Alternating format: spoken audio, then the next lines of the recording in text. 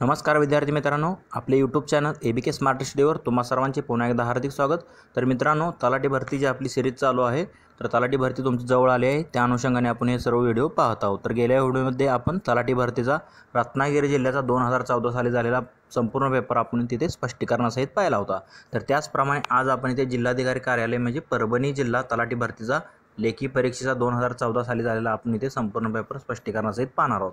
तर हा व्हिडिओ देखील आपण दोन भागांमध्ये डिवाइड करणार आहोत। तर पहिल्या भागामध्ये आपण यामध्ये पहिले 50 प्रश्न पाहणार आहोत आणि राहिलेले 50 प्रश्न जे आहेत ते आपण दुसऱ्या भागामध्ये कव्हर करणार आहोत। त्यामुळे तुम्ही हा व्हिडिओ स्किप न करता पूर्ण पहा व तुमच्या मित्रांना देखील शेअर करा। चला तर मग वेळ न घालवता आपण आपल्या आजच्या प्रश्नांकडे वळूयात।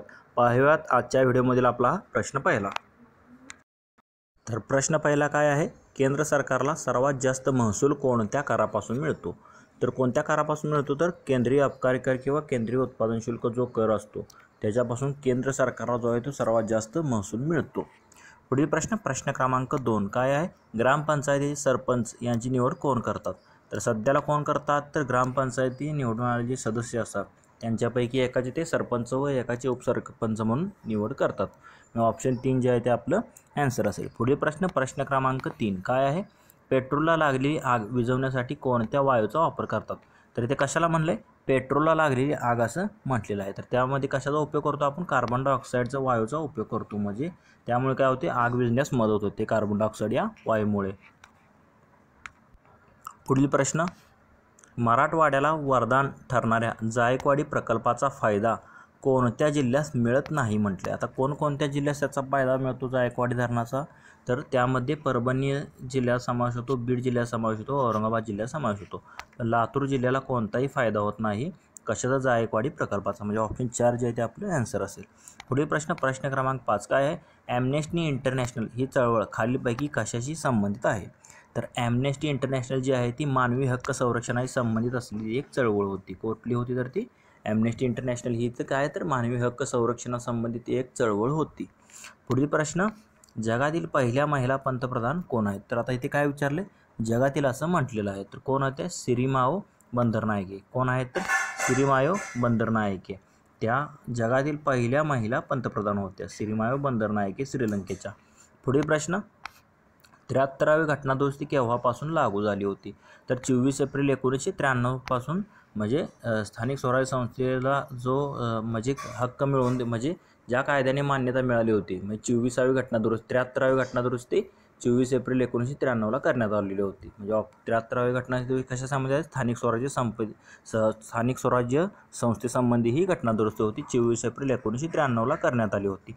पुढील प्रश्न, म्हणजे स्थानिक स्वराज्य संस्थेला त्यानुसार घटनात्मक दर्जा देण्यात आलेला होता। प्रश्न क्रमांक 8, भारतीय राज्यघटनेत मूलभूत हक्क कोणत्या देशाच्या राज्यघटनेतून घेतलेले आहेत? तर मूलभूत हक्क हे फ्रेंच व अमेरिका या दोन देशाच्या राज्यघटनेवरून घेतलेले आहेत भारतीय राज्यघटनेमध्ये।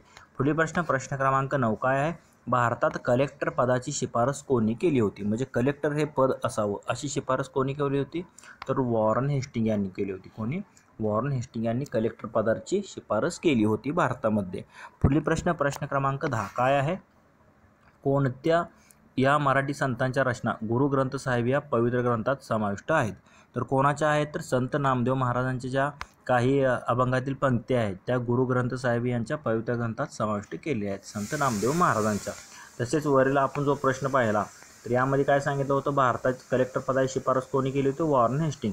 तसेच वॉरन हेस्टिंग जे आहेत ते बंगालचे पहिले गव्हर्नर जनरल होते आणि भारताचे शेवटचे गव्हर्नर जनरल कोण होते? तर लॉर्ड माउंटबॅटन होते आणि लॉर्ड कॉर्नवालिस यांनी कायमधारा पद्धतीची सुरुवात केली होती आणि आर्थिक विकेंद्रीकरणाचे जनक लॉर्ड मेयो याला म्हटले जाते। पुढील प्रश्न, फोल्डरमधील सर्व फाईल्स एकाच वेळी सिलेक्ट करताना खालीपैकी कोणत्या कीचा वापर करतो? म्हणजे आता एकदम आपल्याला सर्व जर सिलेक्ट करायचं आहे तर आपण कशाचा वापर करतो? तर कंट्रोल प्लस काय करतो? ए करतो। ए म्हणजे काय? ऑल, म्हणजे कंट्रोल प्लस ए जर तुम्ही दाबलं तर ते स्क्रीनवर दिसणार सर्व ते सिलेक्ट होतं, म्हणजे कंट्रोल प्लस ए या कीचा आपण वापर सर्व ज्या फाईल्स आहेत ते एकाच वेळी सिलेक्ट करताना करतो। पुढील प्रश्न, ऑप्टिकल फायबर खालीपैकी कोणत्या तत्वावर कार्यशील आहे? म्हणजे ऑप्टिकल फायबरचे तंत्रज्ञान आहे तर ते आहे संपूर्ण आंतरिक परावर्तन याच्याशी ते कार्यशील आहे। कशाशी? संपूर्ण आंतरिक परावर्तन, ऑप्टिकल फायबर। पुढील प्रश्न क्रमांक 13 काय आहे? कोणत्या राज्यात द्विगृही कायदे मंडळ नाही? तर कोठे कोठे द्विगृही कायदे मंडळ आहेत? तर महाराष्ट्रामध्ये आहे, उत्तर प्रदेशमध्ये आहे, पश्चिम बंगालमध्ये आहे. पण पंजाब या राज्यात द्विगृही कायदे मंडळ नाही आहे. कुठे? पंजाब या राज्यात. द्विगृही कायदे मंडळ म्हणजे काय? म्हणजे विधानसभा आणि विधान परिषद असे ते महाराष्ट्रात जसे आहेत तसे ते कायदे मंडळ जे आहेत ते पंजाब या राज्यात नाही. ऑप्शन 4 जे आहे ते आपलं ॲन्सर असेल. पुढील प्रश्न क्रमांक 14. घटक राज्यांची सीमा बदलण्याचे अधिकार टिंबटिंब यांच्याकडे आहेत. म्हणजे कोणाकडे दिलेले आहेत? तर ती भारताच्या संसदेकडे दिलेले आहेत अधिकार. कोणाकडे आहेत? भारताची संसद जी आहे ती घटक राज्याची सीमा बदलण्याचे अधिकार आहेत त्यांच्याकडे, भारतीय संसदेकडे. पुढील प्रश्न. भारत स्वतंत्र होत असताना भारतीय काँग्रेसचे अध्यक्ष कोण होते? तर म्हणजे भारतीय स्वातंत्र्य कधी 1947 मध्ये. तर त्यावेळेस कोण होते आपले? तर आचार्य जे.बी. कृपलानी हे होते. कोण होते? आचार्य जे.बी. कृपलानी जे होते ते 1947 साली भारत स्वातंत्र्य जे वर्ष होतं त्या वर्षी भारतीय काँग्रेसचे ते अध्यक्ष होते, जे.बी. कृपलानी. पुढील प्रश्न क्रमांक 16 काय आहे? गर्भलिंग चाचणी प्रतिबंधक कायदा केव्हा करण्यात आलेला होता? तर कधीचा कायदा आहे तो? तर हा 2004 साली बनवलेला हा नवीन कायदा होता त्यावेळेस. तर गर्भलिंग चाचणी प्रतिबंधक म्हणजे गर्भलिंगाची चाचणी करण्यास प्रतिबंध, म्हणजे मुलगा आहे की मुलगी याची चाचणी करत होते लोक, तर ती चाचणी म्हणजे प्रतिबंध करण्यात आलेला आहे. कशानुसार? तर 2004च्या कायद्यानुसार. पुढील प्रश्न. भारत सरकारने रुपयाचे अवमूल्यन केल्यास भारतीय वस्तू टिंबटिंब होतात. आता रुपयाचे अवमूल्यन केल्यास काय होतं? तर परदेशातील ज्या उपभोक्त्यांना स्वस्त मिळतात. म्हणजे भारतातील वस्तूची किंमत काय होते? तर स्वस्त होते निर्यातीची. म्हणजे काय होतं? रुपयाचे अवमूल्यन जर केले तर काय होतं? परदेशातील उपभोक्ते जे आपले म्हणजे प्रोडक्ट्स वापरतात भारताचे, त्यांना त्या वस्तू ज्या आहेत भारताच्या त्या स्वस्त मिळतात भारताने रुपया. पुढील प्रश्न. केंद्र सरकारच्या उत्पन्नातील राज्य सरकारांचा वाटा म्हणजे राज्यांचा जो वाटा आहे त्या टिंबटिंबच्या शिफारसीनुसार निश्चित केला जातो. तर कोणाची शिफारस आवश्यक असते त्यासाठी? तर वित्त आयोगाची शिफारस त्यासाठी आवश्यक असते. म्हणजे वित्त आयोगाच्या शिफारसीनुसार केंद्र सरकारचं जेवढं उत्पन्न आहे त्यामधील काही जो वाटा आहे तो राज्य सरकारला दिला जातो वित्त आयोगाच्या शिफारसीनुसार. पुढील प्रश्न. राज्य सरकारच्या महसुलात खालीलपैकी कशाचा वाटा सर्वाधिक असतो? तर केंद्राचा काय? अबकारी कर असतो. तसा राज्याचा काय असतो? राज्य विक्री कर किंवा फॅट कर म्हणतो त्याला, व्हॅल्यू मूल्यवर्धित कर किंवा विक्री कर जो आहे तो काय आहे? राज्याच्या महसुलात त्याचा सर्वाधिक वाटा असतो. कशाचा? राज्य विक्री कराचा. ऑप्शन 2 जे ते आपले आन्सर असेल. पुढील प्रश्न क्रमांक 20 काय? भाववाढीचा सर्वाधिक परिणाम खालीलपैकी कोणत्या घटकावर होतो? तर कशावर जास्त परिणाम होतो? तर दारिद्र्य रेषेखाली जे लोक आहेत, बिलो पॉवर्टी लाईन म्हणजे BPLच्या खाली जे लोक आहेत दारिद्र्य रेषेखाली, त्यांच्या म्हणजे त्या लोकांवर काय होतं? भाववाढ जर झाली तर एकदम गरीब जे लोक आहेत त्यांच्यावर त्याचा परिणाम होतो, पण श्रीमंतावर काही जास्त त्यांचा परिणाम होत नाही भाव वाढल्यास. पुढील प्रश्न. तलाठी कार्यालयास टिंबटिंब म्हणतात. तर तलाठी कार्यालयास आपण काय म्हणतो? सजा म्हणतो. काय म्हणतो? सजा. आणि आपलं जे ग्रामपंचायतचे कार्यालय असतं त्याला काय म्हणतो आपण? तर चावडी म्हणतो. आणि तलाठी कार्यालयाला काय म्हणतो? सजा असे म्हणतो, सजा कार्यालय. पुढील प्रश्न क्रमांक 22 काय आहे? शेतकऱ्यांच्या खातेदार नोंदवहीचा गाव नमुना कोणता आहे? म्हणजे गाव नमुना कोणता असतो खातेदार नोंदवहीचा? तर गाव नमुना 8 असतो. काय असतो? गाव नमुना जो म्हणजे 8A जो असतो तो शेतकऱ्यांच्या खातेदार नोंदवहीचा गाव नमुना असतो. गाव नमुना 8A. आता तलाठी तुम्ही परीक्षा देता म्हणजे तुम्हाला हे माहीत असायला हवं. गाव नमुना 8A जो असतो तो शेतकऱ्यांच्या खातेदार नोंदवहीचा गाव नमुना असतो. पुढील प्रश्न. पोलीस पाटलाची निवड कोण करतात? तर कोणाच्या अंडर होते? तर उपविभागीय अधिकारी किंवा त्याला आपण प्रांत अधिकारी म्हणतो. मी प्रांत अधिकाऱ्याच्या हातात असते पोलीस पाटलाची निवड ते करतात. म्हणजे ऑप्शन 4 जे आहे ते आपलं ॲन्सर असेल. पुढील प्रश्न क्रमांक 24 काय आहे? ग्रामदक्षता समितीचे सदस्य सचिव कोण असतात? तर कोण असतात ग्रामदक्षता सदस्य म्हणजे सदस्य सचिव? तर तलाठी असतात. तलाठी जे आहे ते ग्रामदक्षता समितीचे सदस्य सचिव असतात, तलाठी. पुढील प्रश्न. 7/12 या जमिनीबाबतच्या अभिलेखामध्ये बँकेच्या कर्जाची नोंद कुठे घेतली जाते? तर कशामध्ये घेतात त्यामध्ये? तर इतर ज्या अधिकार आहेत 7/12 त्या 7/12 ही काय 2 कलमे आहेत मालकी हक्कासंगी जमिनीच्या. तुम्हाला माहीत असेल 7/12 म्हणजे उतारा असतो. 7 आणि 12 ही काय आहेत? तर मालकी जमीन मालक धारक त्याची ही निगडीत ती कलमे आहेत. आणि 7/12 या जमिनीबाबतच्या अभिलेखामध्ये जे बँकेच्या कर्जाची नोंद आहे ती इतर अधिकारांमध्ये केलेली असते. कशामध्ये केलेली असते? तर इतर जे अधिकार आहे 7/12 त्या इतर अधिकारांमध्ये बँकेच्या कर्जाची नोंद केलेली असते. म्हणजे ऑप्शन 2 जे आहे ते आपले आन्सर असेल. आता प्रश्न क्रमांक 26 ते 30 साठी इथे काय दिले, आता इंग्लिशचे प्रश्न सुरू होत आहेत. तर इथे काय दिले, आता इथे पॅसेज दिलेला आहे. तर 26 ते 30 मध्ये आपल्याला इथे रिकाम्या जागा दिलेल्या आहेत, तर त्या जागा भरायत पॅसेजमध्ये. मग इथे काय दिलं आहे, पॅसेज दिला आहे, mark your answer in the answer sheet. म्हणजे इथे आता रिकाम्या जागी आपल्याला 26, 27, 28, 29 आणि 30 असे इथे रिकाम्या जागा भरायत. तर आता आपण जर पॅसेज वाचायला सुरुवात केली तर जसा जसा आपण अर्थ समजेल तसे आपण तिथे शब्द भरून घेऊ शकतो. तर आता काय, accordance with the bank's tradition. तर काय इथे काय होऊ शकतं, तर इथे विथ तर पुढे आले, म्हणजे इथे इन अकॉर्डन्स यायला पाहिजे होतं. काय यायला पाहिजे, इन अकॉर्डन्स. म्हणजे in accordance with the bank's tradition the management has continued to encourage the extra curricular activities for. म्हणजे कोणासाठी त्याने ॲक्टिव्हिटीज केल्या, extra curricular activity to encourage the extra curricular activities for employ. म्हणजे त्यांच्या एम्प्लॉयसाठी त्याने extra curricular activities केलेल्या आहेत. Me for म्हणजे च्यासाठी. आता you will be dash dash to know that. You will be, तर इथे काय ना, प्लीज्ड टू नो. प्लीज्ड म्हणजे काय, तुम्हाला सांगण्यास आम्हाला आनंद होतो की our bank won the first prize. म्हणजे आपल्या बँकेने पहिलं प्राइज जिंकलेलं आहे. म्हणजे इथे 28च्या ठिकाणी काय आलं, तर इथे प्लीज्ड येणार, प्लीज्ड. त्याप्रमाणे पुढे काय दिले, pleased to know that our bank won the first prize. आता dash dash the one act play. तर आता पुढे काय येऊ शकतं, तर इथे परत इन येणार, in the one act play competition. म्हणजे काय, please to know that our bank won the first prize in. मग कशामध्ये मिळाले, तर in the act to play competition. म्हणजे एका कॉम्पिटिशनमध्ये मिळाले होतं फर्स्ट प्राइज. मग इथे काय येणार, तर इथे इन येणार. आणि शेवटचं आता पुढे काय, 29 2 आला. आता पुढे काय, Shri Prasanna Rao won the first prize dash dash the best actor.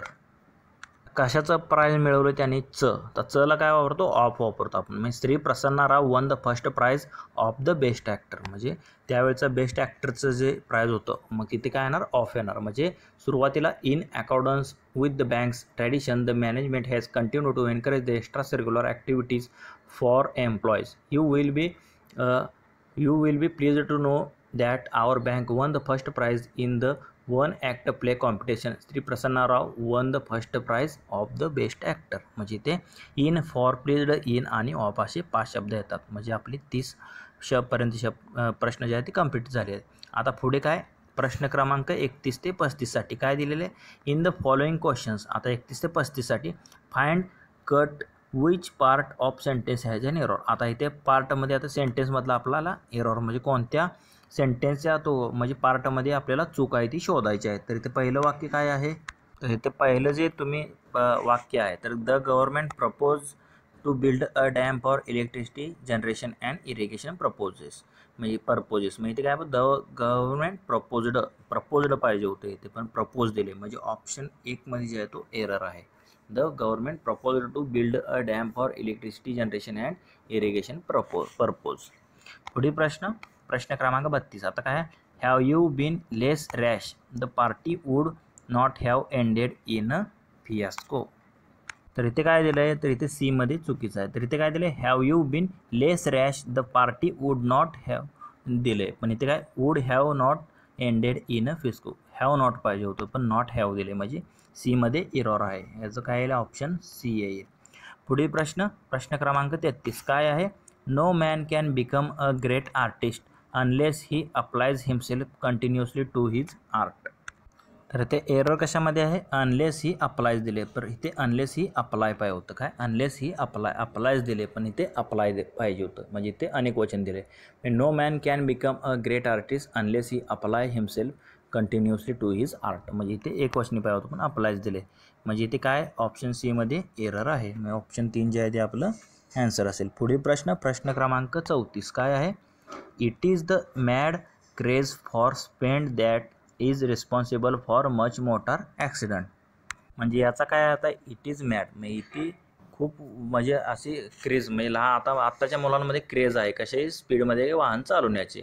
मग तेच काय रिस्पॉन्सिबल झाले, ते स्पीडमध्ये बाईक चालवण्यात ते कशासाठी रिस्पॉन्सिबल झाले, म्हणजे त्यामुळे काय झालं, तर खूप मोठे ॲक्सिडेंट होत आहेत. म्हणजे क्रेज जी आहे लहान मुलांमध्ये फास्ट गाडी चालवण्याची, त्याच्यामुळे काय होत आहे, तर ॲक्सिडेंट होण्याचं प्रमाण वाढत आहे.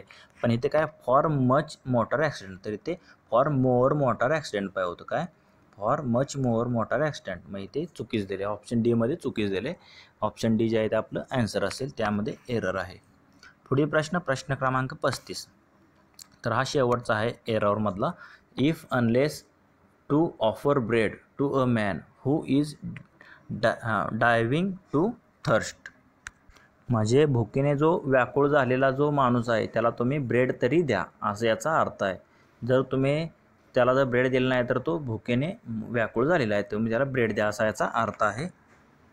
म्हणजे याचा अर्थ असा होतो की जो तहानेने व्याकुळ झालेला मनुष्य आहे त्याला तुम्ही ब्रेड ऑफर करताय.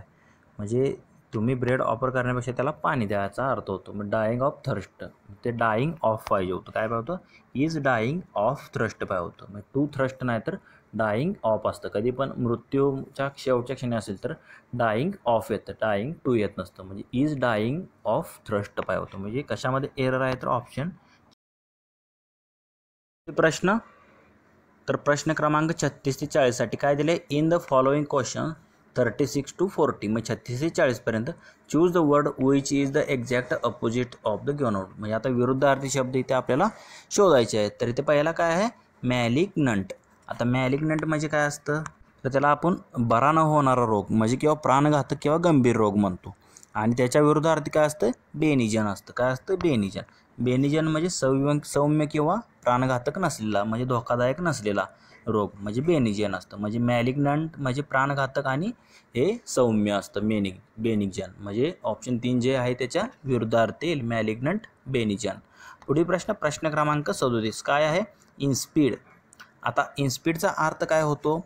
तर इन्स्पीड म्हणजे काय असतं? बेचव किंवा पानसट किंवा आळणी म्हणतो. त्याला काय म्हणतो? बेचव, पानसट, आळणी. तर त्याच्या विरुद्धार्थी काय असतं?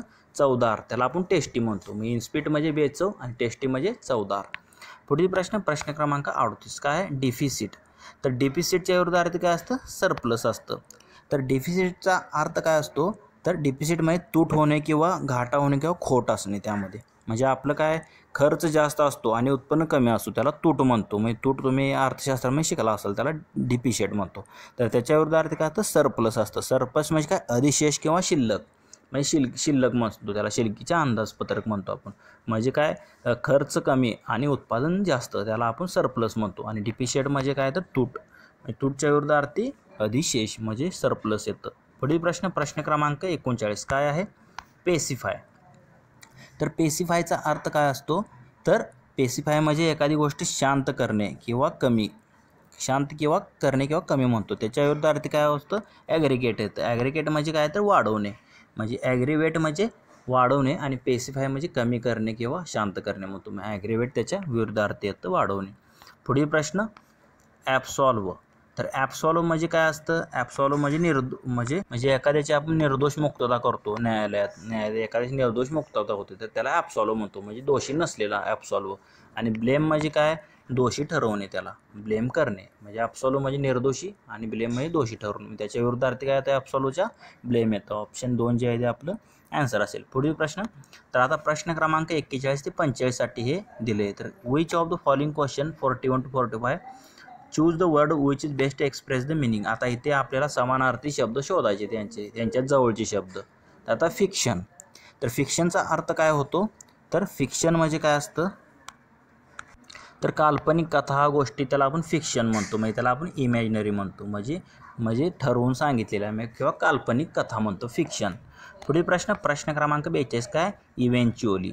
तर इव्हेंच्युअली म्हणजे काय? तर अल्टिमेटली म्हणजे शेवटी किंवा अखेरीस म्हणतो त्याला. अखेरीस म्हणजे इव्हेंच्युअली म्हणजे अखेरीस शेवटी त्याचंच काय येतं? अल्टिमेटली येतं शेवटी. पुढील प्रश्न क्रमांक 43 काय? कॉंग्रिगेशन. आता कॉंग्रिगेशन म्हणजे काय? जमा होणे किंवा मंडळी म्हणतो त्याला आपण, किंवा एका धर्मासाठी एकत्र आलेले लोक म्हणजे त्याला कॉंग्रिगेशन म्हणतो. किंवा गर्दी होणे एखाद्या धर्मासाठी किंवा सभा भरणे तर त्याला काय म्हणतो आपण? कॉंग्रिगेशन म्हणतो. म्हणजे धार्मिक सभा किंवा लोक एकत्र येतात तिथे. आणि त्याच्या विरुद्धार्थी काय असतं? म्हणजे त्याच्या समानार्थी काय असतं? असेंब्लेज. असेंब्लेज म्हणजे काय? जमाव होणे. त्याच्या समानार्थी काय येतं? असेंब्लेज येतं. म्हणजे जमाव होणे किंवा एकत्र येणे म्हणजे कॉंग्रिगेशन. पुढील प्रश्न क्रमांक 44 काय आहे? प्रिसिंक्ट. आता प्रेसिनेक्ट म्हणजे काय? तर त्याचा अर्थ काय होतो? हद्द किंवा सीमा किंवा शेजारची जी हद्द असते त्याला प्रेसिनिस्ट म्हणतो. तर त्याच्या समानार्थी काय येतं? व्हिसिनिटी. व्हिसिनिटी म्हणजे देखील हद्द सीमा येतं त्याचा अर्थ. पुढील प्रश्न क्रमांक 45 काय? इम्पोस्टर.